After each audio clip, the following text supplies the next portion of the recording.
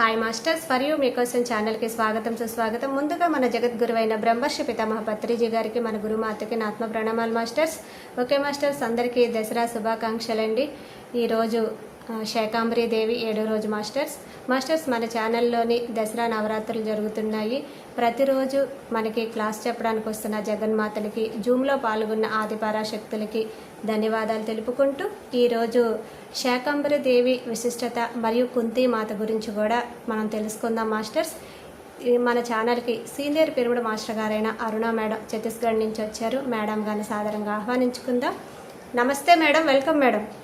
నమస్తే అండి, నమస్తే. Thank you so much you for ever ఛానల్కి, మీ టీం అందరికీ కూడా చాలా చాలా థ్యాంక్స్ అండి. చాలా అద్భుతంగా అవుతున్నాయి మీ దాంట్లో ప్రోగ్రామ్స్ అన్నీ కూడా చూస్తూ ఉంటాము, చాలా బాగున్నాయి. అయితే ఈరోజు నవరాత్రుల్లోని 8వ రోజు అష్టమి రోజు దేవి రూపము ఈరోజు శాకాంబరి దేవి అన్నమాట. అయితే శాకాంబరి దేవి కోసం కాసేపు చెప్పుకున్న తర్వాత మిగతాది చెప్పుకుందాము. అయితే ముందుగా బ్రహ్మర్షి పితామహ పత్రి సార్కి, పత్రి అమ్మకు పాదాభివందనాలు. అలాగే మా అమ్మ నాన్నగారికి కూడా పాదాభివందనాలు చెప్పుకుంటూ ఇక్కడ ఉన్న వాళ్ళందరికీ కూడాను నా ఆత్మ ప్రణామాలు. సో అయితే శాకాంబరి దేవి కోసం చెప్పుకుందాము.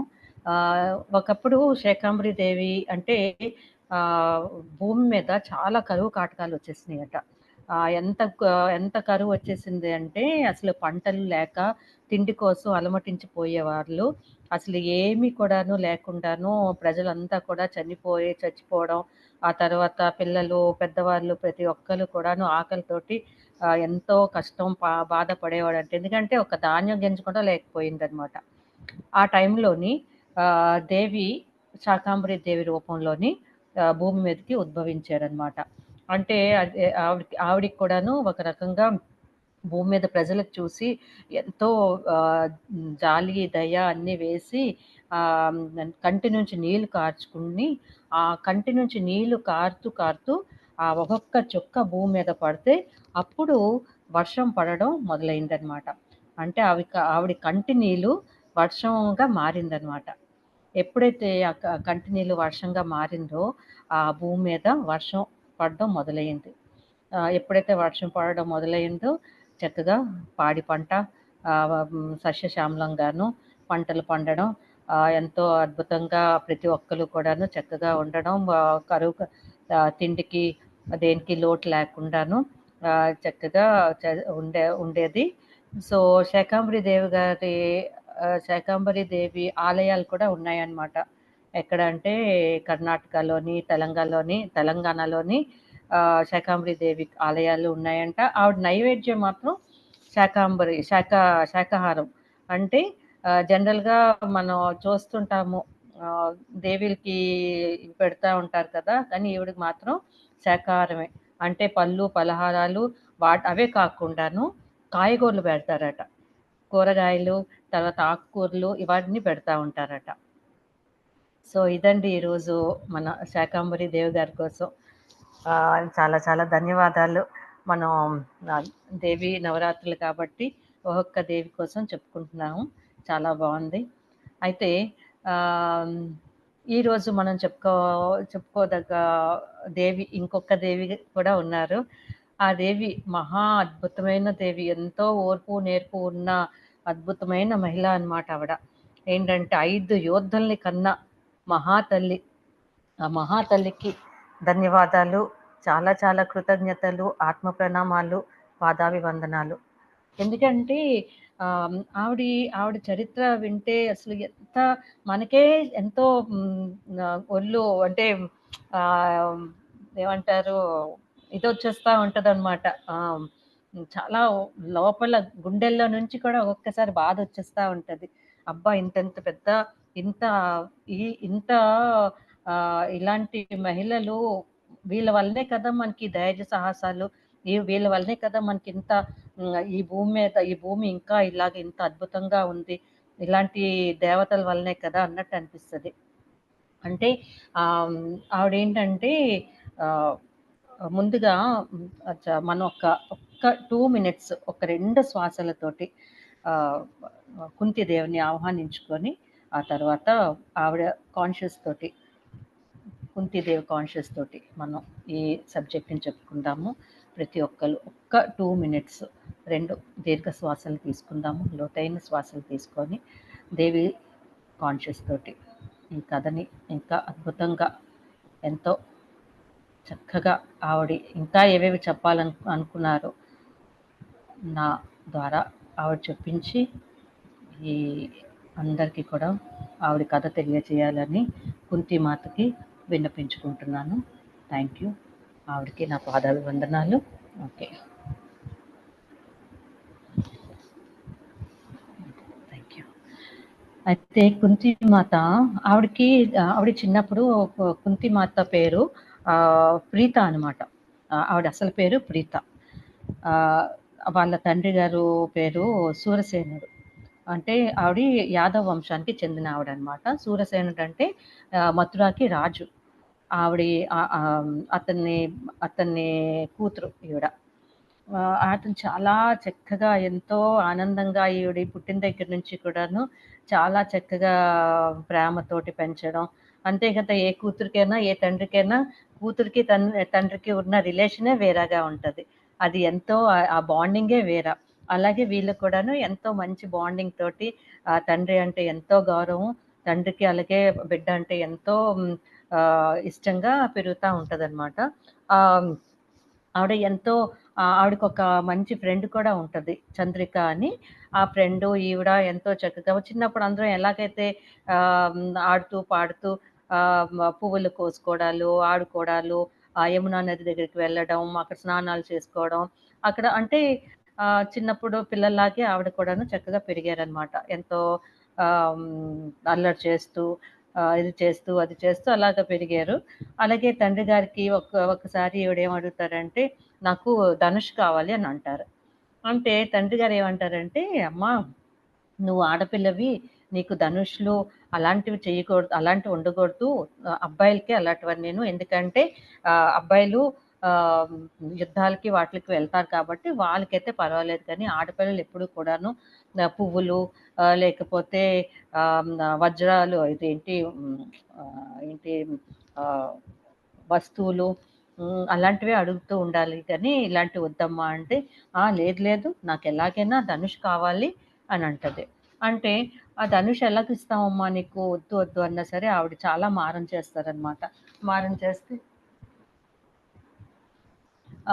చేస్తే అప్పుడేమో ఆవిడ వాళ్ళ నాన్నగారు మొత్తానికి తేవాల్సి వస్తుంది, తెచ్చి ఇచ్చేస్తారు. తెచ్చి ఇచ్చేసిన తర్వాత ఆవిడ చాలా హ్యాపీ అయిపోతారు. అలాగే ఇంకొక రోజు ఏమవుతుందంటే, ఈయన భోజరాజు వస్తారు వీళ్ళింటికి. భోజరాజు వచ్చిన తర్వాత ఈవిడేం ఆయన ఈయన కూర్చొని కబుర్లు చెప్పుకుంటున్నప్పుడేమో ఒక పిచ్చిక గూటు నుంచి పడిపోద్ది అనమాట. చెట్టు మీద నుంచి, ఒక పెద్ద చెట్టు ఉంటుంది వీళ్ళ పొలంలోనే ఎక్కడో. ఆ చెట్టు ఉంటే ఆ చెట్టు మీద నుంచి ఒక పిచ్చిక పడిపోతుంది. పిచ్చిక పడిపోతే చంద్రిక ఈవిడ ఫ్రెండ్ ఉన్నారు కదా, ఆవిడ ఏం చేస్తారంటే, చంద్రిక ప్రీత పిచ్చిక పడిపోయింది అని అంటే, ఇంకెవిడికి ఎంత బాధ వచ్చేస్తుందో, అయ్యో అమ్మ నుంచి వేరే చేసేసేమో, అంటే అమ్మ నుంచి వేరైపోయింది, అమ్మ పిచ్చిక నుంచి ఈ పిచ్చిక వేరైపోయింది, వెంటనే గూట్లో పెట్టాల్సిందే అని చెప్పి అంటది. ఈమె చూస్తే చిన్న అమ్మాయి, ఎక్కడ ఎలా పెట్టగలదు, ఇంకా దగ్గరలో ఎవరు పని వాళ్ళు కూడా కనిపించరనమాట. అయితే మెల్లిగా వాళ్ళ నాన్నగారి దగ్గరికి వెళ్తుంది. వెళ్ళి ఏదో చెప్పాలి అని అనుకుంటుంది కానీ చెప్పలేకపోతుంది. ఇంకొక ఆయన ఉన్నారు, భోజరాజు గారు ఉన్నారు కాబట్టి, కుంతిరాజు ఉన్నారని చెప్పలేకపోతుంది అనమాట. అప్పుడు వీళ్ళ నాన్నగారు ఏమైనా గ్రహించేసి, ఏమైందమ్మా ఏంటి అంటే, మీరు అర్జెంటుగా రండి నాతోటి అని తీసుకొస్తుంది. తీసుకొచ్చిన తర్వాత చూపిస్తుంది ఏంటంటే, ఇలాగా ఈ పిచ్చిక ఇక్కడ గూటి నుంచి పడిపోయింది, నేను తీయలేకపోతున్నాను, నేను పెట్టలేకపోతున్నాను, నాకు సహాయం చేయండి అంటే, నీకు సహాయం చేయడానికి కూడా నేను కూడా పెట్టలేనమ్మా, నేను కూడా ఎలా పెట్టగలను, చూస్తే ఇప్పుడు సాయంత్రం అయిపోయింది, ఎవరు కూడా లేరు మనకి సహాయం చేయడానికి, ఇప్పుడు వద్దు, దీన్ని జాగ్రత్తగా నేను నీ గదిలో పెట్టి దీన్ని ఎంత బాగా ఉంచాలో అంత చక్కగా జాగ్రత్తగా ఉంచి రేపు తెల్లవారి పని వాళ్ళు వచ్చిన తర్వాత గూట్లో పెట్టేద్దాంలే అంటే, ఏం ఒప్పుకోదనమాట. లేదు ఇప్పుడు పెట్టాల్సిందే, ఎందుకంటే తల్లి నుంచి దూరం చేసేదానికి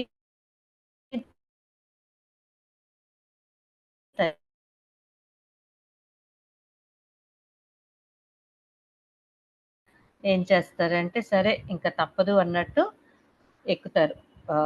ఒక చెట్టు ఎక్కేసి ఆ గూట్లోని పెట్టేస్తారనమాట. గూట్లో పెట్టేసి అది తీస్తారు. గూట్లో పెట్టేసి అమ్మయ్య అయిపోయిందా అని అంటే అప్పుడు ఈవిడికి మనశ్శాంతి అవుతుందన్నమాట. అమ్మయ్య తల్లి బిడ్డకి ఒక దగ్గర పెట్టేసాము అన్నట్టు అప్పుడు తనకి చాలా హ్యాపీ అవుతుంది. అయితే అయిన తర్వాత నెక్స్ట్ ఆ మరుసటి రోజు కుంతి రాజు వచ్చారు కదా, భోజరాజ్యానికి తయారవుతారనమాట. వీళ్ళ నాన్నగారును భోజరాజు వెళ్ళడానికి రెడీ అవుతారు. రెడీ అయితే తిను ప్రీత వస్తుంది, అంటే ప్రీత అంటే కుంతి.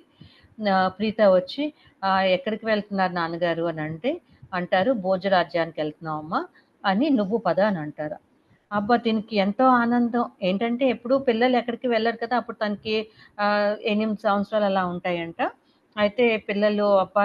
చాలా రోజులు మొదటిసారి నేను కూడాను బయటికి ఎక్కడికో వెళ్తున్నాను, వేరే రాజ్యానికి వెళ్తున్నాను అని ఎంతో ఆనందంగాను తయారయ్యి ఆ అమ్మకి చెప్పేసొస్తాను అంటే, లేదు లేదు నువ్వు అమ్మకి చెప్పకు, పద ఇంకిలాగే పద అని చెప్పేసని ఆయన కాస్త కోపంగా చెప్తారనమాట.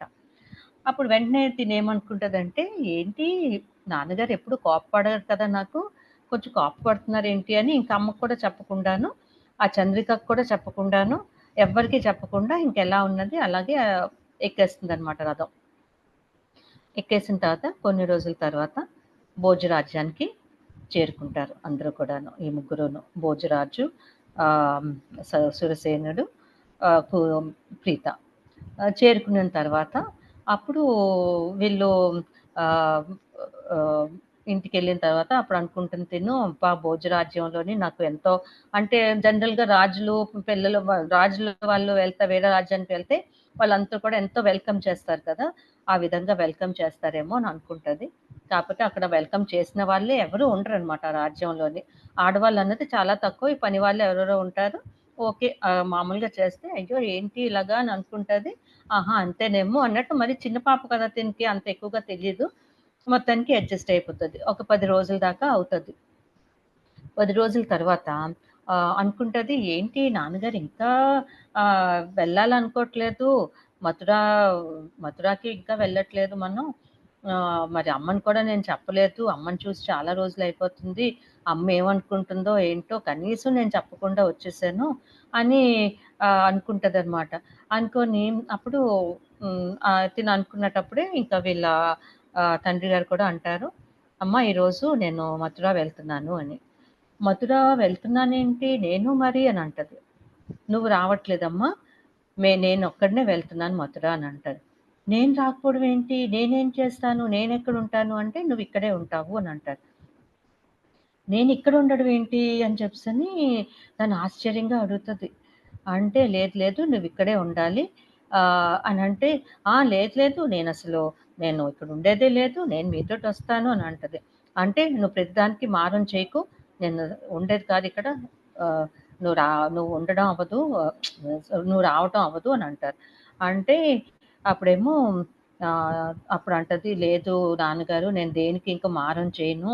అంటే తిననుకుంటది ఆ పిచ్చుక కోసం, లేకపోతే ఈ ధనుష్ కోసం మారం చేసింది కదా!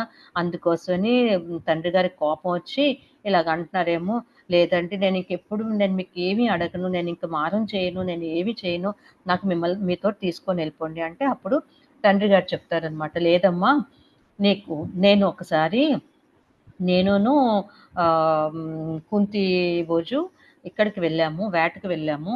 వెళ్తే వెళ్ళిన తర్వాత అక్కడ కుంతి రాజు చాలా బాధగా, చాలా డిప్రెస్డ్‌గా ఉన్నారు.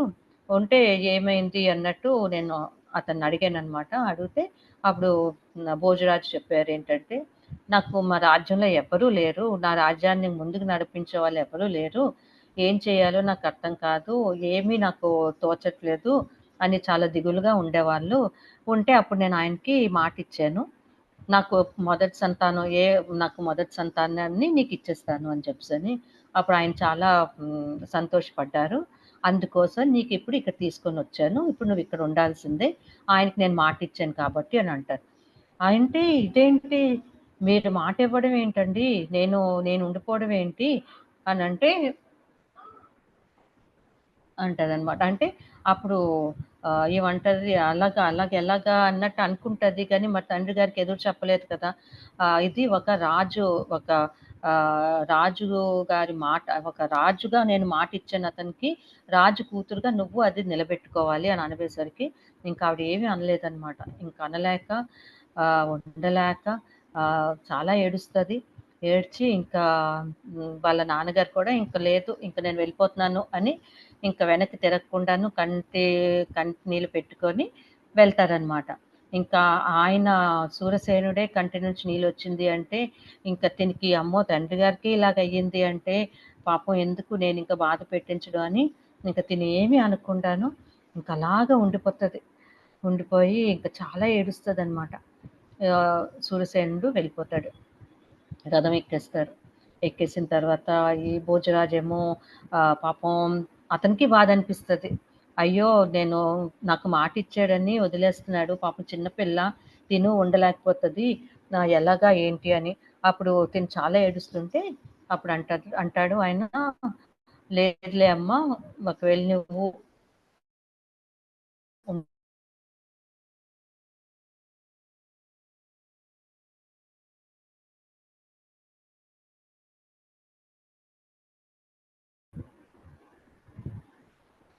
బాగా ఏడుస్తదనమాట. ఏడ్చిన తర్వాత మళ్ళీ తినే మనసు ఇచ్చేసుకొని, అప్పుడు ఈయనేమో అంటారు, "అమ్మ నీకు కావాలిస్తే నేను నీకు పంపించేస్తాను. ఇంకా మీ తండ్రి గారు ఇక్కడ దగ్గరలోనే ఎక్కడో ఉంటారు. నీకు పంపించేస్తాను. నువ్వేమీ బాధపడకు" అనంటే, అప్పుడు ఈవిడేమంటదంటే, "లేదండి, లేదు నేనింక ఇక్కడే ఉంటాను. ఒక్కసారి ఒక రాజు మాటిచ్చిన తర్వాత నేను కూడాను ఆ మాటను కట్టుబడి ఉండగలను" అని చెప్పేసని చెప్తదనమాట. చెప్తే అప్పుడు వెంటనే ఈ కుంతి రాజు కూడాను సరే అయితే నీకిక్కడ ఏ లోటు లేకుండా నేను చూసుకుంటాను. నువ్వు నాకు ఇక్కడ ఎవ్వరు లేరు. నీకు నీకు తగ్గట్ట నువ్వు ఉండొచ్చు అని బాగా నచ్చచెప్తారు. నచ్చజెప్పిన తర్వాత అయినా సరే ఈవిడకి ఏదో నచ్చజెప్తున్నాడు చెప్పనీలే అన్నట్టు అనుకుంటది గానీ, పాపం చాలా బాధగా ఉంటది. తల్లి బాగా గుర్తొస్తా ఉంటది. అప్పుడు ఆ పిచ్చికే గుర్తొస్తదనమాట. అయ్యో! నేను పిచ్చిక పడితేనే నేను ఓర్వలేకపోయాను. అంటే బాధపడ్డాను. అలాంటిది నేను నా తల్లి నుంచి దూరమైపోయాను. కనీసం వచ్చేటప్పుడు కూడా లాస్ట్‌గా నేను చెప్పుకోలేకపోయాను. అందుకేనేమో వాళ్ళ నాన్నగారు చెప్తారనమాట. అందుకేనమ్మా నీకు అమ్మతోటి కలవనివ్వలేదు. ఎందుకంటే అమ్మతోటి కలిస్తే నీకు అమ్మ నీకు ఇచ్చేయనివ్వదు. అంటే మళ్ళీ అందరితోటి ఆహ్, రానివ్వదు అని చెప్పేసని నీకు కలవనివ్వలేదు అని అంటారనమాట. అంటే అప్పుడు ఈవిడ చాలా బాధపడతారు. బాధపడి అప్పుడు ఆహ్, సరే ఇంకిక్కడే ఉండాలి నేను అన్నట్టు ఉండిపోతుందనమాట. హ్మ్.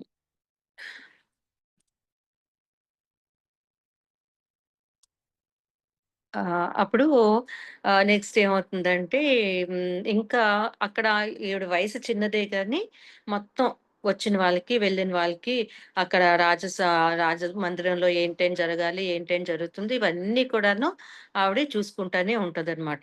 చక్కగా ఎలా చిన్న వయసులోనే పెద్దరికం తీసుకొని చక్కగా చూసుకుంటా ఉంటది.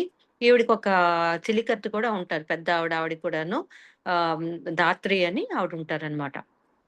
ఉంటే ఆవిడతో పాటు ఈవిడ కూడాను ఇంకా అన్నీ చూసుకొనుంటారు. వాళ్ళ నాన్నగారికి అప్పుడు కుంతి రాజంటారు, "ఇక మీదటి నుంచి నీ పేరు ఇంకా నువ్వు నా రాజ్యానికొచ్చేసావు. నువ్వు నా దత్తపుత్రికవి. సో, నీకు కూడా నేను కుంతి అనే పెడతాను. నా పేరు కుంతి కాబట్టి కుంతి రాజు కదా! ఆయన పేరు ఆయన. సో, కుంతి అని పెడతాను" అంటే ఇంకా ఈవిడ అనుకుంటదనమాట. ప్రీతగా ఉండేటప్పుడు ఈవిడ ఎంతో ఆట పాట అంతా చిన్నతనం ఎంతో చక్కగా ఉండింది. ఇంక సరే నా నా ఆహ్, లైఫ్ మారింది అంటే పేరు కూడా మారని అన్నట్టు అడ్జస్ట్ అయిపోతది ఆవిడ. సరే అలాగా అయిపోతది. ఆవిడ పేరు కుంతి గూడా అయిపోతదనమాట. ఈ విధంగా ఆవిడకి కుంతి పేరొస్తది. వచ్చిన తర్వాత వాళ్ళ నాన్నగారు యుద్ధానికి వెళ్తారు ఒకసారి. వెళ్తే ఈవిడేమో అదే తిలక్, హారతి అవి చేయడానికి వెళ్తారు కదా! "ఇప్పుడు కాదమ్మా నేను గెలిచి వచ్చినప్పుడు నువ్వు చేద్దువు" అని చెప్పేసని ఆయన వెళ్తారు. వెళ్ళి వచ్చినప్పటికి చాలా చక్కగా ఎంతో సక్సెస్‌ఫుల్‌గా ఆయనొస్తారనమాట. వస్తే అప్పుడు అందరూ కూడాను ఇతను కూడా చాలా హ్యాపీ అవుతారు. అయిపోయి ఆర్తి అది ఇస్తది ఈమ. ఇచ్చిన తర్వాత అలాగా అవుతుంది. అప్పుడు తర్వాతేమో ఇదంతా అయినాక ఈ గెలుపుతోటి మంచి గెలుపుతోటి ఆయన వస్తారు. చాలా ఎంతో ఆనందంగా రాజుగారు ఉంటారు. ఈలోపు ఒకరోజు దుర్వాస మహాముని వస్తారనమాట. భోజు రాజ్యానికి. దుర్వాస మహాముని మరి అతని సంగతి అందరికీ తెలిసిందే కదా! ఆయనకి మహా కోపగస్తుడు. అయితే దుర్వాస మహాముని వస్తారు. వచ్చిన తర్వాత ఆహ్, ఆయన హ్మ్, అంటారు ఆహ్, భోజరాజుకి అంటారు ఆహ్, "నేను రాజుగారు నేనిక్కడ యజ్ఞం చేయడానికొచ్చాను" అని అంటారు. యజ్ఞం చేయడంకా, సరే అండి. మీరు ఏది చేస్తే అదే చేయండి. మీకెలా కావాల్సి నేనలా చేస్తాను. నేను పంచభూతాలకి వశంలో పెట్టుకోవడానికని నేనొక యజ్ఞం చేయాలనుకుంటున్నాను. దానికి నీ సపోర్ట్ కావాలి అనంటారు దుర్వాస మహాముని. అంటే తప్పకుండాను అని అంటారనమాట. అంటే అని తర్వాత కుంతి మాతకు కూడా చూపించి, తిను నా కూతురు. తినికి మీకు ఏ అవసరం కావాలన్నా తిను, నేను ఇద్దరం కలిసి చేస్తాము. తిను కూడా మొత్తం మీకు అంతా మీ సేవలంతా కూడా మేము చక్కగా నిర్వహిస్తాము అని చెప్పేసనంటే, సరే అని అయితే నాకు మరి ఎక్కడుంటారు అనంటే, అప్పుడు ఈ భవనం ఎదురుగుండాను ఒక కమ్మరేకులతోటి నేను ఇల్లు కట్టండి. దాంట్లో నేనుంటాను. ఇలాంటి భవనాల్లో నేనుండను అని అంటారనమాట. అంటే సరే అని చెప్పి ఈయనకి అందులో కడతారు. కట్టిన తర్వాత ఆయన దుర్వాస మహాముని అందులో ఉంటారు. చక్కగాను ఆహ్, ఆ తర్వాత ఏమవుతుందంటే ఆహ్, వీళ్ళు ప్రతిరోజు కూడాను కుంతిమాతకి ఆల్రెడీ చెప్పేస్తారు. ఆహ్, భోజరాజు ఏమని? ఇలాగా దుర్వాస మహాముని అమ్మ ఇతను ఇతనికి చాలా కోపం ఎక్కువ. ఇతను ఏంటి చెప్తే అది చెయ్యాలి. దానికి మనం వ్యతిరేక మాటలు గాని, ఆయనకి ప్రశ్నించడం గాని చేయకూడదు అని అన్ని ఇన్‌స్ట్రక్షన్స్ ఇచ్చేస్తే, అప్పుడు ఆవిడ కూడాను ఓకే నాన్నగారు అని చెప్పేసని ఆవిడ తెల్లవారుజామున లేచిపోయి పువ్వులు ఆయన యజ్ఞానికి ఏంటేంటి కావాలో సామాగ్రి అంతా కూడా రెడీ చేసేసి, ఆయనకి మా మడి బట్టలతోటి వంటలు చేసేసి అంటే ఆయనకి కావాల్సిందంతా కూడాను ఈవిడే చూసుకుండేదనమాట. చూసుకునిన తర్వాత అలాగా 10 నెలలు యజ్ఞం చేస్తారు. ఇంక 2, 3 నెలలైతే ఆయన ఇంక బయటికి కూడా రారనమాట. దుర్వాస మహాముని. ఆ ఇంట్లోనే ఆయన ఆ కమ్మరింట్లోనే అలాగుండిపోయి ఆయన యజ్ఞం చేసుకుంటా ఉంటారు. చేసుకొని ఒకరోజు తెల్లవారుజామున ఆయన గట్టిగా అరుస్తారనమాట. కుంతికి వాళ్ళ నాన్నగారికి గట్టిగా పిలుస్తా ఉంటారు. అమ్మో! ఏమైపోయిందో అని చెప్పేసని వీళ్ళు భయపడిపోయి బయటకొస్తారు.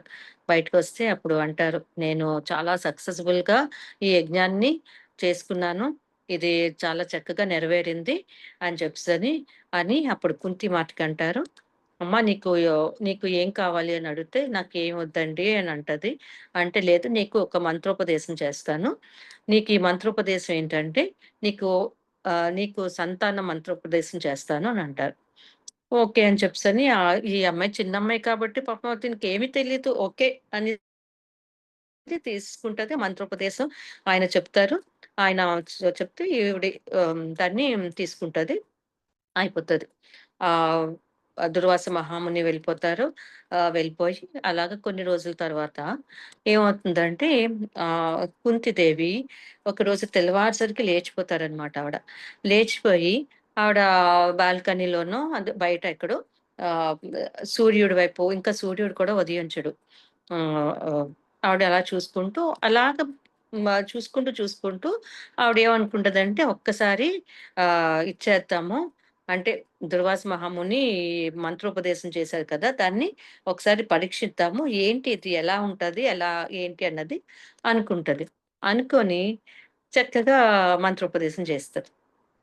చెప్పేసరికి వెంటనే సూర్యదేవుడొచ్చేసి ఆవిడకి హ్మ్, ఆవిడకి ఒకలాగా అనిపిస్తదనమాట. ఏంటో లోపలికి కాంతి వెళ్ళినట్టు అలాగ అనిపిస్తదనమాట. వెంటనే ఒళ్ళు జలదరిస్తుంది. జలదరించి మొత్తానికి ఆవిడకేమి తెలీదు కానీ ఏదో ఒక తేడా, ఏదో లోపల ఏదో వెళ్ళింది అన్నట్టు అనుకుంటదనమాట. అనుకున్నప్పటికి ఆహ్, కొన్ని రోజుల తర్వాత ఈవిడకి ఏంటి ఇలా ఉంది నాకు అని అంటే ఒంట్లో తేడాలు కనిపిస్తాయి కదా! ఆ తేడా తెలుస్తుంది. ఇదేంటి? అమ్మో! ఇలా ఏంటి? అని చెప్పేసి చాలా భయపడతది. ఈవిడతో పాటు ధాత్రి ఉంటారు కదా! ఆవిడి ఆవిడకి కూడాను ఈవిడి శరీరంలో ఒంట్లో వచ్చిన తేడాల్ని ఒక ప్రెగ్నెంట్ లేడీకి ఎలాగా తేడాలైతే చాలా కనిపిస్తాయి కదా! ఆ తేడాలు ఈవిడలో కూడా కనిపిస్తున్నాయి. కనిపిస్తా ఉంటే ధాత్రి అడగాలని అనుకుంటది గానీ, అడిగితే రాజమాత ఈవిడి ఆహ్, హ్మ్, రాణి కుంతి రాణి ఏమనుకుంటది? ఏమని అడగాలి? ఎలాగడగాలి? అని జెప్పేసని అని అనుకుంటదనమాట. అప్పుడు ఒకరోజు అంటది, "అమ్మా కుంతీదేవి నీకొక ప్రశ్న వేయాలనుకుంటున్నాను. ఒక ప్రశ్నకి జవాబు చెప్పాలి నువ్వు" అనంటే, "అలాగే చెప్తాను. చెప్పు అడుగు" అని అంటది. అంటే నీలో నేను చాలా తేడాలు చూస్తున్నాను. ఏంటిది అని అడుగుతది.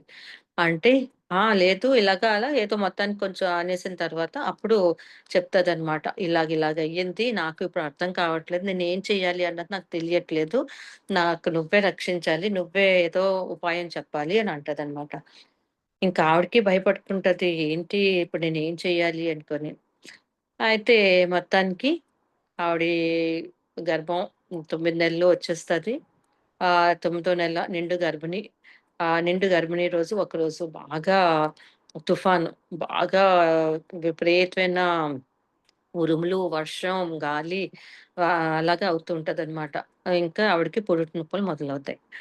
పురిటి నొప్పులు మొదలైతే అప్పుడు ధాత్రి ఏం చేస్తదంటే అయితే ఇంకా అన్నీ ఆవిడే చూసుకుంటది. ఆవిడకి అన్ని ఎక్స్‌పీరియన్స్ అంతా పెద్దావిడ కాబట్టి ఆవిడకన్నీ తెలుసు. అయితే ఆవిడేమనుకుంటదంటే ఆహ్, ఈ ఒక ఒక చిన్న డబ్బా ఆహ్, ఏంటి ఆహ్, కర్ర డబ్బా ఒకటి చేసేసి తొట్టెలాగా చేసేసి దాన్ని బాబుని బాబో, పాప అప్పటికింకా తెలీదు కదా! అందులో పెట్టేసి నదిలో పెట్టేద్దాము అని చెప్పేసని అంటది. అమ్మమ్మో! ఇంకా నయం అదెలా చేస్తాము? అలా నేనసలు చేయలేను అని అంటది. అనిన తర్వాత మొత్తానికి ఒక పండంటి బిడ్డ ఆహ్, తీసుకుంటారనమాట. పండంటి బిడ్డ కంటది. కనిన తర్వాత ఈ కవచ కుండలాలతోటి ఆవిడ మంచిగా ఒక పండంటి బిడ్డని కంటది. కనిన తర్వాత ఎంత ఆనందంగా ఉంటది. అంటే ఆవిడకి ఎంత ఆనందం, గాని ఆనందంలోని ఇప్పుడు దుఃఖం. ఎందుకంటే మరి ఆ బిడ్డని ఏం చేస్తది? ఆ బిడ్డని ఉంచలేదు కదా! ఇచ్చేయడం కదా! అంటే ఆ తొట్టెలో వేసేయాలి. ఎలాగా అని ఎంత రోదిస్తది, ఎంత ఏడుస్తది, ఎంత బాధపడతది. అమ్మో! ఇలాంటి బిడ్డని నేను ఎలా పెట్టేయాలి? ఎలాగిచ్చేయాలి? నేను ఒక పిచ్చుకనే బిడ్డకి పిచ్చికి వేడ చేయలేకపోయాను. అలాంటిది ఇప్పుడు నా బిడ్డని నేను వేరు చేసుకోవాలా? అని జెప్పి ఎంతో బాధపడతది. కానీ తప్పని పరిస్థితి. ఏం చేస్తది? ఎలా చేయాలి? అని మొత్తానికి ఆవిడేం చేస్తారంటే నేనింకా ఇది చేయలేను. ఆ ధాత్రికి చెప్తదనమాట. లేదు నేనింకా ఆ బిడ్డ కూడా కవచకుండలాలతోటి పుట్టిన బిడ్డ ఎంత అందంగా ఉంటాడో, అలాంటి బిడ్డని ఎలా వదులుకుంటది అని అనుకుంటది. గానీ మరి ధాత్రి అంటది, "లేదమ్మా ఇప్పుడు మనం ఈ బిడ్డను చూసి ఎవరికి మనం ఏం జవాబు చెప్పుకుంటాము? ఏంటి ఏమి చెప్పుకోలేము. అలాంటిది నువ్వు ఇలాంటి ఇంక చేయకు, ఇలా చేయకు. మనం ఇంక ఈ బిడ్డని ఇక్కడ మన వెనక త్రోవ ఉంటది. అక్కడి నుంచి మనం ఆహ్, ఇచ్చేయాలి. అశ్విని నదిలోని వేసేస్తాను. అది అలాగా నేను అన్నీ కూడా అంతా చక్కగా పెడదాము" అని చెప్పేసని అంటదనమాట. ఇంకా ఎంతో గుండె బరువుతోటి మొత్తానికి తప్పని పరిస్థితుల్లోని ఆవిడ బిడ్డని వదిలేయాల్సొస్తది. ఆ తొట్టెలోని బిడ్డని తీసుకొని వెళ్లి అశ్విని నదిలో వదిలేస్తారనమాట. వదిలేసిన తర్వాత ఇంకా బిడ్డ ఎక్కడికెళ్ళాడో, ఏం చేశాడో, ఎక్కడున్నాడో ఎంతో ఎంతో బాధ ఆవిడకి. అది చెప్పుకోలేని బాధ. అయితే అప్పుడు ఒక ఈ మన ధాత్రి ఉన్నారు కదా! ఆవిడి ఆహ్, అందరికి అంటే ఆహ్, ఒక చేపల వాళ్ళకి అడుగుతదనమాట. ఎక్కడి వరకెళ్ళింది ఈ బిడ్డ ఏంటి? అంటే బిడ్డ అని ఎవరికీ చెప్పరు. ఇలాగ తొట్టి ఎవరికైనా దొరికిందా? అలాగ ఏదో అలా చెప్తే అప్పుడు ఒక చేపలు అమ్ముకున్నవాడు చెప్తాడనమాట. ఈ అశ్విని నది నుంచి యమునా నది, యమునా నది నుంచి గంగా ఎళ్లి, గంగా నుంచి ఈ అలాగ వెళ్తూ వెళ్తూ చంపానగరి వరకు వెళ్ళిపోయింది. ఆ తొట్టె వెళ్ళిపోయిన తర్వాత అక్కడి నుంచి ఒక రాధేయుడు ఒక రథం నడుపుకున్న వాడి దగ్గరికి వెళ్ళిపోయింది. అతను తీసుకున్నాడు. అతని దగ్గరికి చక్కగా చేరుకుంది ఆ తొట్టె అని చెప్పేసని అంటారనమాట. అప్పుడు ఈవిడకి కొంచెం పోన్లే ఎవరితో ఎక్కడికో ఒక దగ్గరికెళ్ళింది. ఎవరో ఒక దగ్గరికెళ్లారు. పోన్లే అన్నట్టు అప్పుడు ఈవిడకి కొంచెం ఆహ్, ఆహ్, స్థిరపడతదనమాట.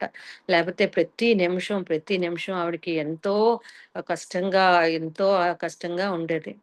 అయితే ఆ తర్వాత వీళ్ళ భోజరాజు ఒకరోజు ఈవిడ దగ్గరికొచ్చి అంటారు, "అమ్మా ఇప్పుడు ఈరోజు మీ నాన్నగారి దగ్గర నుంచి కబురొచ్చింది. ఏమనంటే, నీకు స్వయంవరం ఏర్పాటు చేయమంటున్నారు. స్వయంవరానికి తయారవ్వమన్నారు" అని చెప్పేసని. అప్పుడు ఈవిడ ఏమిటిది? నేను ఒక బాధ నుంచి ఇంకా వెళ్ళలేకపోతున్నాను. ఇంకొకటి సరే ఎవరేం చెప్తే అది చేసేదనమాట ఈవిడ. ఇంక చేసేదేమీ లేక మొత్తానికి ఓకే. ఇంక ఇలాగైనా నా బాధ నేను మర్చిపోగలనేమో అన్నట్టు సరే నాన్నగారు మీ ఇష్టం అని అంటదనమాట. అంటే అప్పుడు ఈవిడ ఆహ్, ఇంకా రాజ్యం అంతా కూడాను చక్కగాను హ్మ్, డెకరేషన్ చేసేసి ఇంకా ప్రతి ఒక్కళ్ళకి కూడా ఇన్విటేషన్స్ పంపించి అలాగా మొత్తం అందరికి చేస్తారనమాట. ఆహ్, స్వయంవరానికి ఇన్విటేషన్స్ పంపిస్తారు. ప్రతి రాజ్యానికి ఇన్విటేషన్స్ పంపిస్తారు. పంపించిన తర్వాత అలాగే వీళ్ళ నాన్నగారు, అమ్మ ఆహ్, హ్మ్, ఇద్దరు పిల్లలు వస్తారు. అంటే మథుర నుంచి మథుర రాజు కూడా వీళ్ళ అమ్మ, నాన్నగారు వీళ్ళందరూ వస్తారనమాట. వచ్చిన తర్వాత అప్పుడు చూస్తారేంటంటే తిను కూడా చూసుకుంటాది వాళ్ళ అమ్మకి, వాళ్ళ నాన్నగారికి. ఇంకేంటంటే ఇన్ని సంవత్సరాలు అయిపోయింది కాబట్టి ఇంక ఈవిడ అలవాటు పడిపోయింది. వాళ్ళ అమ్మ అలవాటు పడిపోయింది. అయితే ఈవిడ వచ్చేసిన తర్వాత వాళ్ళ నాన్నగారు ఒక కొడుకుని, ఒక అబ్బాయిని పెంచుకుంటారనమాట. అతనే వసుదేవుడు. అయితే ఆ తర్వాత ఒక అమ్మాయి పుడుతుంది. ఆహ్, శృతి ఆహ్, శృతిశీల ఏదో పేరు ఆవిడ. అయితే చక్కగాను అందరూ ఇంకా రాజ్యం అంతా కూడాను యువరాజులతోటి నిండిపోతదనమాట. ఇంకా ఎంత నిండిపోతదంటే, ఇంకా వాళ్ళకి సేవలు అది తోటి ఓహో! అంగరంగ వైభవంగా భోజరాజ్యం తయారు చేస్తారు. ఎంతో చక్కగా ఉంటుంది. ఈలోపు ఆ రోజు రానే వచ్చింది స్వయంవరానికి. స్వయంవరం చేస్తూ అప్పుడు కుంతిరాజు ఇంట్రొడ్యూస్ చేస్తారనమాట. కుంతి వరమాలతోటి కుంతీదేవి వస్తది. రాజమందిరంలోకొచ్చినప్పుడు ఇతను ఇంట్రొడ్యూస్ చేస్తాడు కుంతిమాతకి. ఇలాగా ప్రీత, ప్రీత అన్న శూరసేనుడి కూతురు ప్రీతని నేను దత్తత తీసుకున్న నా దత్తపుత్రిక కుంతి స్వయంవరం ఈరోజు అని జెప్పేసని వచ్చి, అప్పుడు కుంతి కుంతి ఎలాగా తను ఎన్నుకున్న రాజునే నేను తను స్వయంవరంలో ఎవరికి వరమాలేస్తే వాళ్ళే ఆయన భర్తగా స్వీకరిస్తాము. అందరూ కూడాను. దాన్నే మేము కూడాను అంగీకరిస్తాము అని జెప్పేసని ఒక మాటగా చెప్పేసి, అప్పుడు ఈవిడని నడుస్తారనమాట. అందరు రాజుల దగ్గరికి వెళ్తా ఉంటది. వెళ్తా ఉంటే ఎవ్వరు కూడాను ఈవిడకి సరిజోడు అనిపించుకోక అలాగ వెళ్తది. వెళ్తూ ఎవరు కనిపించరు. అంటే ఎవరు ఈవిడకి అనిపించదనమాట. ఈలోపు రాజులందరూ అయిపోతారు. ఈలోపు ఎదురు నుంచి ఇంకొక యువరాజు వస్తా ఉంటాడు. ఆ యువరాజు కంటి మీద హ్మ్, ఆహ్, చ మొహం మీద సూర్యకిరణాలు పడుతూ ఎంతో అందంగా కనిపిస్తూ వస్తూ ఉంటాడనమాట. ఆయనే హస్తినాపుర పాండురాజు. వస్తే అప్పుడు ఆయనకి వరమాలేసేస్తది ఈవిడ. వరమాలేసేసి అప్పుడు ఇంకా పెళ్లి చేసుకుంటారనమాట. పెళ్లి చేసుకున్న తర్వాత కొన్ని రోజులకి హస్తినాపురం వీళ్ళు వెళ్తా ఉంటారు. అయితే ఆ హస్తినాపురం వెళ్తూ దారిలోని ఈవిడకి అశ్విని నది కనిపిస్తది.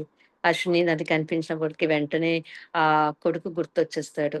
కొడుకు గుర్తొచ్చి ఎంతో బాధపడతా ఉంటది. అలాగే అవి దాటుకుంటూ, దాటుకుంటూ వచ్చి ఇక్కడెక్కడైనా నా కొడుకు కనిపిస్తారా? కవచ కుండలాలుంటాయి కదా గుర్తుకి. ఎక్కడైనా నా కొడుకు కనిపిస్తాడేమో! ఈలోపు చంపానగరి దాటుకుంటారు. చంపానగరిలో అమ్మో! ఇక్కడ నా కొడుకుంటాడు. ఇక్కడే నా కొడుకు కనిపిస్తాడా? కనిపిస్తే బాగుండు అన్నట్టు ఎంతో ఆవిడ అనుకుంటా, అనుకుంటా వెళ్తదనమాట. గానీ ఎక్కడ కనిపిస్తాడు చిన్న పిల్లాడు. మొత్తానికి ఆవిడి హస్తనాపూర్‌కి చేరుకుంటది. హస్తనాపూర్ చేరుకునేటప్పటికి ఆహ్, హ్మ్, ఎంతో మంది రాణులు ఈవిడకి స్వాగతం చెప్తారనమాట. ఎవరు పేర్లు ఎన్నో పేర్లు ఎంతోమందున్నారక్కడ. యశోధరాదేవంట, యశోధరాదేవి, సువర్ణ, శకుంతల, ఎవరెవరో అలాగా ఈవిడకి ఎంతోమంది స్వాగతిస్తారు. స్వాగతించి భీష్ముడు, విదురుడు, ఆహ్, హ్మ్, సారీ, ఆహ్, ఆయనెవరు వీళ్ళందరూ బాగాను, ధృతరాష్ట్రుడు. ధృతరాష్ట్రుడు వీళ్ళందరూ కూడాను ఆవిడకి హ్మ్, స్వాగతం పలికి లోపలికి తీసుకెళ్తారనమాట. ఈవిడ ఎంతో ఆనందంగా వెళ్తది. అక్కడ హస్తినాపూర్‌కి మహారాణి అయిందనమాట. హస్తినాపురి అంటే అనుకుంటది, ఎక్కడి నుంచి ఎక్కడ నా లైఫ్ మారుతా ఉంది. ఒకప్పుడు నేను ప్రీతగా చిన్న పిల్లగా మథురాలో ఉండేదాన్ని. ఆ తర్వాత యువరాణిగా ఇక్కడికొచ్చాను. హ్మ్. ఇక్కడికి ఆహ్, భోజరాజ్యానికి. ఇప్పుడు నేను మహారాణినయిపోయాను అని చెప్పేసని, సరే ఏదైనా మన మంచికి అన్నట్టు ఆవిడ చక్కగాను ఉంటది. ఉండిన తర్వాత పాండురాజు ఈవిడ ఎంతో మంచి జోడీ. చక్కగా లైఫ్‌ని ఎంజాయ్ చేస్తూ చక్కగా ఉంటారనమాట. ఈలోపు ఒక యుద్ధ పిలుపు వస్తది ఆయనకి. వస్తే అప్పుడు చెప్తాడనమాట కుంతికి. ఇలాగ నేను కొన్ని రోజులకి నేను వెళ్ళాల్సుంటుంది. వెళ్ళి వెళ్ళి వచ్చేస్తాను అన్నట్టు అంటే, సరే ఎంతైనా మరి యుద్ధానికెళ్ళేటప్పుడు ఎవరైనా సరే ఎంతో కష్టంగా పంపిస్తారు. అలాగే ఈవిడ కూడాను చాలా కష్టంగా చెప్తే పంపిస్తదనమాట. లేదు ఏం కాదు, నేను బాగానే వచ్చేస్తాను అని జెప్పేసని అంటారు. మొత్తానికి యుద్ధానికి వెళ్తారనమాట ఈయన. వెళ్ళిన తర్వాత ఆ! అయితే వీళ్ళ తల్లిగారుంటారు. పాండు తల్లి అంబ అంబికాదేవి. ఆవిడంటారు, ప్రతిరోజు కూడాను ఎక్కడ, ఎలాగా ఏం జరుగుతున్నది అన్నది మాకు ఆహ్, రిపోర్టింగ్ ఉండాలి అని జెప్పేసని కబురు చెప్తా ఉండు అని అంటే, అలాగే మేము చెప్తూ ఉంటాము అని జెప్పేసని అంటారు. వెళ్ళిన తర్వాత ఎన్నో రాజ్యాల్ని వాళ్ళు గెలుస్తారనమాట. ప్రతీది అంటే మొత్తంగా చక్కగా ఎక్కడికెళ్ళినా వాళ్ళ గెలుపే ఉంటుంది. గెలుస్తూ, గెలుస్తూ ఒక 4 నెలలకి మళ్ళీ ఈయన రిటర్నొస్తారు. రిటర్నొచ్చేటప్పటికి ఈయన పక్కన ఇంకొక ఆహ్, ఒక ఆవిడ కూర్చొనుంటారు. రథం మీద ఇంకొక ఆవిడ కూర్చొనుంటారు. అప్పుడు ఈవిడ ఇదేంటి, ఈవిడ ఎవరొచ్చారు అని చెప్పేసని అనుకుంటే ఆహ్, ఆవిడ మాద్రి. ఆహ్, ఆహ్, సాల్య సాల్యరాజు సాలురాజు వాళ్ళ చెల్లెలనమాట. అతనికి చిన్నప్పటి నుంచి పాండురాజుకివ్వాలి అని ఉంటది. మొత్తానికి ఆవిడకి ఈయనకి పెళ్లి చేసేస్తారు. మరి రాజులకి ఇంకా ఉంటూనే ఉంటాయి కదా రాణులు. అలాగా తీసుకొనొస్తే సరే ఇంక ఈవిడ కూడా ఏమి అందు ఆవిడకి ఎంతో చక్కగా స్వీకరిస్తదనమాట. ఏమి కాకుండాను సరేలే అని ఇద్దరు కూడా ఎంతో చక్కగా ఇద్దరు అక్క చెల్లెల్లాగానే ఉంటారు. ఆహ్, ఏమాత్రం ఈర్ష, హ్మ్, కోపాలు, ద్వేషాలు లేకుండా మాధురి కూడా ఎంతో మంచావిడ. అలాగే కుంతీదేవికైతే ఇంకా మంచావిడ. ఇద్దరు కూడా చాలా చక్కగా మాట్లాడుకుంటూ ఇద్దరు ఎంతో ప్రేమతోటి ఉంటారనమాట. అయితే ఒకరోజు ఈ మన పాండురాజు ఏమంటారంటే, "నేను వేటకెళ్ళొస్తాను" అని వెళ్తారు. వెళ్తే ఇంకా పాండురాజుకి కూడాను మీరింత బాగుంటారని నేను అనుకోలేదు అని అతను కూడా ఎంతో సంతోషంగా, మరి రాణులిద్దరూ కలిసి ఉంటే గనక ఇంక అతనికి కావాల్సిందేముంది? ఆయన కూడా చాలా హ్యాపీగా ఉండి, అయితే నేను వేటకెళ్తాను అనుకుని వేటకెళ్తారనమాట. వేటకెళ్ళిన తర్వాత ఒక 4 రోజుల తర్వాత ఈయన వచ్చేస్తారు. వచ్చేసి, ఇంకా వచ్చేసి గదిలోని రాజమందిరంలోకెళ్ళిపోయి, ఇంకా తలుపు తీయకుండా అలా ఉండిపోతారక్కడే. ఇదేంటి రాజుగారు వచ్చేసారు, పాండురాజు వచ్చేసాడు కానీ తలుపు తీయలేదు, మా దగ్గర రాలేదు, మాకు మాట్లాడట్లేదు, ఏమైంది అని వీళ్ళంతా పిలుస్తారు, అక్కడికి వెళ్తారు, పిలుస్తారు, ఆయన పలకరు, ఏమి చేయరు. 4 రోజుల నుంచి తిండి ఉండదు, ఏమీ ఉండదు. చేయకపోతే అప్పుడు వీళ్ళ పాండురాజు తల్లిగారికి పిలిచి ఇలాగని చెప్తే, అప్పుడు ఆవిడ వెళ్తదనమాట. వెళ్ళి పిలుస్తది. పిలిచి "ఏమైంది? ఏంటి? అసలంటూ ఏమైంది చెప్పు" అనంటే, ఇంక అతను ఎంతకీ తలుపు తీయకపోతే మొత్తానికి ఏదో విధంగా ఆయన బయటకొస్తారు. బయటకొచ్చి ఇలాగా నేను వేటకెళ్ళాను. వేటకెళ్తే అక్కడ జరగలేనిది ఒక ఇన్సిడెంట్ జరిగింది. దానివల్ల నాకు శపించేస్తాడు. శాపం తగిలింది అనంటారు.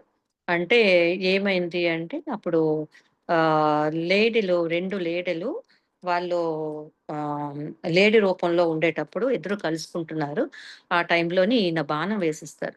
బాణం వేసిస్తే అక్కడ ఆడ లేడీ, ఆడ లేడీకి తగిలి చనిపోతుందనమాట. అప్పుడు ముని అతను ముని సో, ఆయన శాపం ఇచ్చేస్తారు. ఆయన శాపం ఇచ్చేస్తారు. "నువ్వు కూడాను ఎప్పుడు కూడాను కలవడానికి వీల్లేదు. కలిస్తే వెంటనే మరణిస్తావు" అని జెప్పేసని అంటారనమాట. అనినప్పటికీ ఇంకా ఆయన ఎంతో బాధపడతారు. ఇంకా ఎంతో కష్టం. మరి ఇంకా అప్పటికి పిల్లలు లేరు, ఎవరు లేరు కాబట్టి ఇంక వీళ్ళు ఎంతో ఏంటి ఇలా అయింది అన్నట్టు బాధపడతారు. ఇంక తర్వాతేమో ఇంకా అడవుల్లోకెళ్ళిపోదాము. ఇంకిక్కడుంటే ఇంకా పనికిరాదు అని చెప్పేసని, అప్పుడు నేను వెళ్ళిపోతాను అంటే, అప్పుడు కుంతీదేవి ఒప్పుకోదు. లేదు నేను మీతోటే వస్తాను అని ఇంకా మొత్తం ముగ్గురు కూడా తయారవుతారు. ముగ్గురు వెళ్తారు. ముగ్గురితో పాటు పెళ్లయినప్పుడు ఆమెతో పాటు ధాత్రి కూడా వచ్చింది. కుంతిమాతతో పాటు ఇంక ధాత్రి కూడా వెళ్తదనమాట. మొత్తం నలుగురు వెళ్తారు. వెళ్ళి అలాగలాగా ఆహ్, మ ఎన్నో ఎన్నో మ్, అడవులు దాటుకొని అన్ని కొండలు, హిమాలయాలు అన్నీ దాటుకుంటూ ఒక హ్మ్, ఆహ్, శత్ర ఒక ఆహ్, కొండ దగ్గర వెళ్లి ఉంటారనమాట. ఒక అడవిలోని ఉంటారు. అక్కడ ఇల్లది కట్టుకుంటారు. అంతా చేసుకొని ఉంటారు. ఉంటే ఇంకా వీళ్ళెలా అంటే ప్రతిరోజు వీళ్ళ దినచర్య ఇంకా హస్తినాపుర్‌కి వీళ్ళకి ఏమాత్రం సంబంధం లేకుండా ఉంటారు. హస్తినాపుర్ ఎక్కడుందో కూడా ఏ దిశలో ఉన్నది కూడా వీళ్ళకి తెలీదనమాట. అంత దూరంలో వెళ్ళిపోతారు. వెళ్ళిపోయి ఇవన్నీ కూడాను ఇంకా ఇంకా హస్తినాపుర్ ఏంటి ఇంకా అక్కడ జనాలు అక్కడ మనుషులు ఎవ్వరు కూడాను వీళ్ళకి కనిపించరు. అలా వెళ్ళిపోతారనమాట. వెళ్ళిపోయిన తర్వాత అక్కడ ఉంటారు. ఉండిన తర్వాత ఇంకా వీళ్ళ దినచర్య ప్రతిరోజు కూడాను ఒకళ్ళు నీళ్ళు పట్టుకొని రావడం, ఈయన కర్రలు కొట్టుకు రావడం, అలాగా మొత్తానికి అలా వెళ్తూ వస్తూ అలాగా దినచర్య అవుతుంది. అయితే పాండురాజు మాత్రం చాలా బాధగా ఉంటారు. పాండురాజు మాత్రం చాలా కష్టంగా, బాధగా ఉంటారనమాట. ఏంటి ఇలాగున్నారు ఈయన అని చెప్పేసని కుంతిమాత అనుకుంటది. కానీ అప్పుడేమనుకుంటదంటే ఇతనితోటి చెప్తది. ఇలాగా నాకొక వరం ఉంది. దుర్వాస మహాముని నాకొక వరం ఇచ్చారు. ఇలాగ నాకెప్పుడైనా కావాల్సినప్పుడు నాకు సంతానం ప్రాప్తి కలుగుతది. నేను ఇలాగా చేస్తాను. ఈ మంత్రోపదేశం చేసుకుంటాను అంటే, ఆయన కూడా ఒప్పుకుంటారనమాట. ఎప్పుడైతే మంత్రోపదేశం చేస్తారో అప్పుడు కొన్ని నెలలకి ఈవిడకి ఒక బిడ్డ కంటది. యుధిష్ఠిరుడిని. కనిన తర్వాత అలాగా ముగ్గురు పిల్లల్ని కూడాను. వాయుదేవుడితోటి వాయుదేవుడిని కటాక్షంతోటి భీముడు, ఇంద్రుడు కటాక్షంతోటి అర్జునుడిని కంటుందనమాట. ఇంకా ఈ పిల్లలు పుట్టిన తర్వాత నుంచి ఈ పాండు మహారాజు ఎంతో సంతోషంగా ఉంటాడనమాట. చక్కగాను వాళ్ళతోటి ఆడుతూ, పాడుతూ వాళ్ళకి అక్కడికి ఆహ్, హ్మ్, ఆహ్, ప్రాంగణంలో అంటే అడవిలో తిప్పడము. వాళ్ళతోటి ఎంతో చక్కగా వాళ్ళతోటి కలిసిమెలిసి పిల్లలు కూడాను ఎంతో చక్కగా అజానుభావులు వాళ్ళు కూడాను ఎంతో ముద్దుగా చక్కగా ఉంటారు కాబట్టి కానీ మాద్రికి మాత్రం ఎంతో కొంచెం బాధగా ఏదో అలాగా ఆవిడ సైలెంట్‌గా ఉంటదనమాట. అప్పుడు ఆవిడ బాధ ఈవిడకి అర్థమవుతది. ఈవిడకి పిల్లలొచ్చేసారు కాబట్టి ఈవిడ కొంచెం ఆనందంగా ఉంది. అయ్యో! మరి తనకి పిల్లలు లేరు కదా! అందుకనేనేమో అయితే అప్పుడు అంటదనమాట, "నేను నీకు మంత్రోపదేశం చేస్తాను. నువ్వు కూడాను నాలాగే పిల్లలు కనగలవు" అనంటే, అప్పుడేమో సరే అని ఒప్పుకుంటది. అయితే అశ్విని దేవతల ద్వారాగా ఆవిడకి కూడాను ఒక ఇద్దరు పిల్లలు, నకుల్, సహదేవులు ఇద్దరు పుడతారనమాట. పుట్టిన తర్వాత ఇంకందరూ కూడా ఎంతో చక్కగా ఆ పిల్లలతోటి ఆడటం, పాడటం, నవ్వడం, గెంతడం అంతా ఎంతో ఆనందంగా జరుగుతా ఉంటదనమాట. అవుతూ ఉంటే అప్పుడు వీళ్ళు ఆహ్, కొంతకాలానికి ఏమవుతుందంటే ఒకరోజు ఆహ్, ఎవరు లేని కొంచెం ఎవరు మాద్రేను, పాండు మహారాజు కలవడానికి ప్రయత్నించి కలుస్తారు. కలవగానే వెంటనే పాండు మహారాజు ఆహ్, చనిపోతారనమాట. చనిపోతే ఇంకా మాద్రి ఎంతో రోదిస్తది. ఎంతో బాధపడతది. నా వల్లనే ఇలా అయింది. నా వల్లనే ఇలా అయింది అని చెప్పేసని. కానీ మరి తంది మరి తప్పు లేదు. పాండు మహారాజు కొంచెం బలవంతం చేయనప్పటికి అంటే ఆయన ఇష్టపూర్వకంగా జరిగింది కాబట్టి ఇంకా హ్మ్, ఇంక ఆయనకి చితి మంటల్లో అదే వేసేసిన తర్వాత ఈవిడ కూడాను నువ్వు నా పిల్లలిద్దరిని కూడాను నీ పిల్లల్ని ఎలాగైతే చూసుకుంటున్నావో, నా పిల్లల్ని కూడా నువ్వు చూసుకుంటావు. చూసుకునే నమ్మకం ఉంది అని చెప్పేసని ఈవిడ కూడా ఆ చితిలోకి దూకేస్తుందనమాట.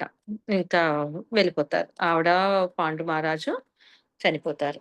చనిపోతే అప్పుడు ఏం చేస్తుందంటే, ఇంకా చేయడానికి ఏమీ లేక, ఇంకా పిల్లలు ఐదుగురు పెద్దవాళ్ళవుతున్నారు. ఇంకా ఇక్కడే ఉంటే గనక ఈవిడకి ఇంకేముంది, ఏమీ లేదు. ఈ అడవుల్లో అలా తిరగడమే అని చెప్పేసని ఈవిడేం చేస్తదంటే, ఇంక లేదు మనం హస్తినాపురం వెళ్ళిపోదాము అని అనుకుంటది. హస్తినాపూర్ వెళ్ళిపోదాం అనుకోని, అప్పుడు హస్తినాపూరు వెళ్ళడానికి ప్రయత్నిస్తారు. హస్తినాపూరు వెళ్ళడానికి ఆహ్, ఆహ్, వెళ్తూ అది ఎక్కడుందో, ఏముందో అన్నది వీళ్ళకి తెలీదు. అలాగ వెళ్తూ కొన్ని నెలలకి హస్తినాపూర్ వెళ్తారనమాట. చేరుకుంటారు.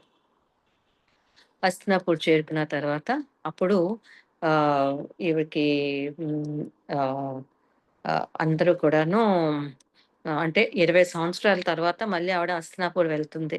అంటే ఒక 4, 5 సంవత్సరాలకే ఊరు ఎంతో చేంజ్ అయిపోద్ది. అలాగే 20 సంవత్సరాలకి హస్తినాపూర్ వెళ్తుంది అంటే అక్కడ ఎన్నో చేంజెస్ అన్నమాట. చాలా చక్కగాను అప్పుడు వాళ్ళకి భీష్మ మహారాజు ఉంటాడు. భీష్ముడునిన తర్వాత అందరూ ఆవిడకి అంటే వెళ్ళేటప్పుడు ఎంతో చక్కగా మహారాణిగా వెళ్ళింది. వచ్చినప్పటికి విధవరాలయ్యి వచ్చింది అని బాధపడుతదనమాట. అంటే ఒక మనిషికి ఎన్నో పాత్రలు వేయాల్సొస్తది అని చెప్పేసని ఆవిడ అనుకోని మొత్తానికి హస్తినాపురం చేరుకుంటది. భీష్మ మహారాజు అప్పటికి ఆహ్, యద విదురుడు ఉంటాడక్కడ. ఆ తర్వాత వీళ్ళందరూ కూడాను ఈవిడకి వెల్కమ్ చెప్తారు. వెళ్తారు. అప్పటికి గాంధారి ఈయన ధృతరాష్ట్రుడు కూడా పెళ్లయిపోద్ది. గాంధారి ఉంటది.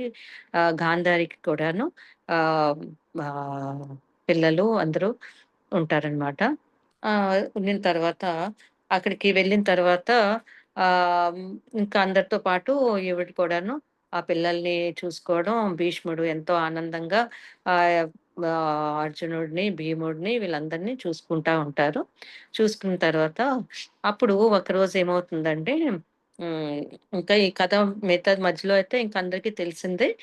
నెక్స్ట్ ఏమవుతుందంటే ఈ కుంతి మాత ఒకరోజు మాత్రం వీళ్ళందరూ ఇంకా పెద్దవాళ్ళయిపోతారు. పెద్దవాళ్ళయిపోయిన తర్వాత ఒక ఇన్సిడెంట్‌లోని ఒక కాంపిటీషన్ అవుతదనమాట. ఈ పిల్లలందరికీ కూడాను విల్లే విద్యలోని కాంపిటీషన్ అవుతది. కాంపిటీషన్ అయ్యేటప్పుడు అప్పుడు కర్ణుడు కూడా వస్తాడనమాట. కర్ణుడు కూడా వచ్చేటప్పుడు, అప్పుడు ఈమె చూస్తది. చూసి కవచ కుండలాలు ఉండబోయేసరికి వెంటనే అమ్మో! కవచ కుండలాలున్నాయే! తిను ఎవరబ్బా! నా కొడుకే అయితే తినే నా కొడుకు అని చెప్పేసని అనుకుంటదనమాట. అనుకోని వెంటనే మొహం మొహం తిరి పడిపోతది. మొహం తిరి పడిపోతే అక్కడ అక్కడ తెలిసిన వాళ్ళెవ్వరూ లేరు కదా! అంటే ఈవిడ ఒక్క ఆవిడకే తెలుసు. ఈవిడతో పాటు ఆహ్ ఒక టెలిపతిక్‌గా ఈయనకు తెలుస్తది కదా! మన భీష్ముడికి తెలుస్తది కాబట్టి ఆయనకు తెలుస్తది. అంతేగాని ఇంకెవరికీ తెలీదు. తెలియకుండా అప్పుడు మొత్తానికి అంతవరకు ఆవిడకి అంటే నా కొడుకు కూడా ఉన్నాడు. నా కొడుకు ఇంత పెద్దవాడయ్యాడు, ఇంత అందగాడయ్యాడు, ఇంత అద్భుతంగా ఉన్నాడు. తిను కూడాను ఈ విల్లు విద్యల్లోని ఇంత ఇంత చక్కగాను అన్ని విద్యలు నేర్చుకున్నాడు అన్నది ఈవిడకి అర్థమవుతదనమాట. తెలుసుకొని ఆ తర్వాత ఇంకా తర్వాత మహాభారతంలో మనందరికీ తెలిసిన కథే. ఏంటి కురుక్షేత్రం ఇది, అది అదంతా అయిన తర్వాత పాండవులు గెలవడం, కౌరవులు ఓడిపోవటం, ఆ తర్వాత హ్మ్, కర్ణుడు చనిపోవటం, ఇదంతా మనకి అందరికీ కథ తెలిసిందే.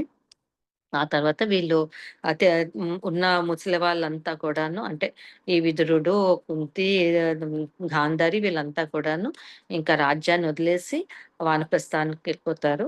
అలాగా వీళ్ళ జీవితాన్ని ముగించుకుంటారనమాట. ఇది మన కుంతీదేవి స్టోరీ. సో, థ్యాంక్ యూ అండి. Thank you. మీ అందరికీ కూడా వేల వేల కృతజ్ఞతలు.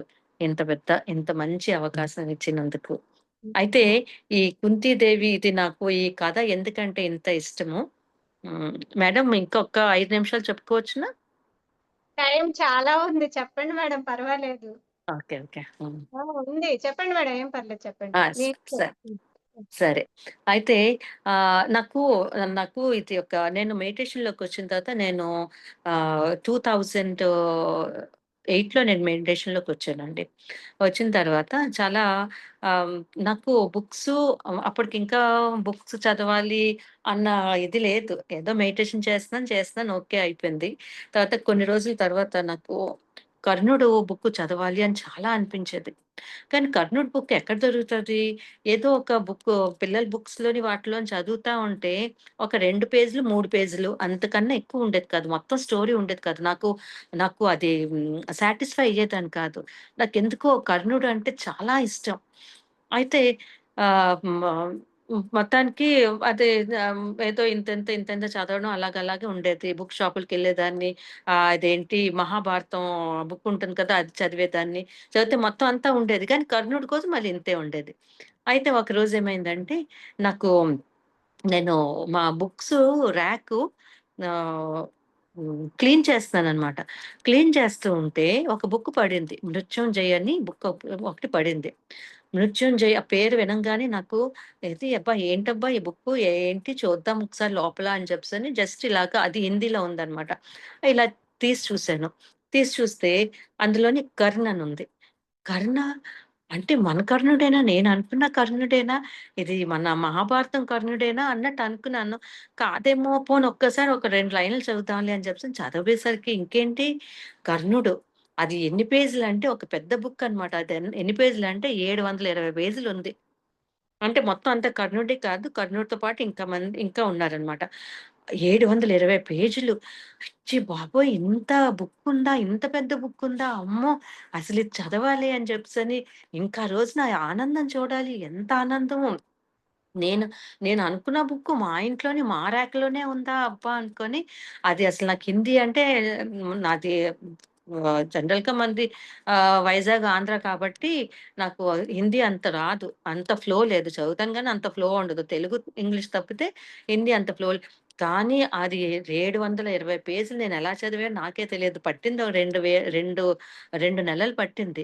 కానీ ఎంత ఆనందంగా చదివానో. ఆ బుక్ చదువుతున్నంత సేపు ఆనందం ఆ బుక్‌లో ఎమోషన్స్ ఎలా ఉంటే ఆ ఎమోషన్స్ నాలో అన్నమాట. అక్కడ దుఃఖం ఉంటే ఏడవటం, అక్కడ కష్టం ఉంటే అక్కడ ఆనందం ఉంటే నవ్వుకోవటం అక్కడ అలాగనమాట. అందులో చదువుతున్న దాంట్లోనే కుంతి పాత్ర కూడా ఇచ్చాడనమాట. ఆ కుంతి పాత్ర చదివినప్పుడు అబ్బా! ఎంత అంటే మనం చెప్పడంలో ఇలా ఉంటుంది గానీ, అది చదివేటప్పుడు ఎంత ఆనందం, ఎంత బాధగా కొన్ని కొన్ని ఇన్సిడెంట్స్ ఆమె తల్లినొదిలి రావటం, అదే అక్కడ అలా ఉండిపోవడం, మళ్ళీ ఆ బిడ్డని తను బిడ్డను వదిలేయటం, ఆ తొట్టెలో వదిలేయటం ఎంత బాధపడతదో, ఎంత రోదిస్తదో, అది మనకి ఒక తల్లిగా మనకెంతో అర్థమవుతదనమాట. ఎంతో బాధనిపిస్తది.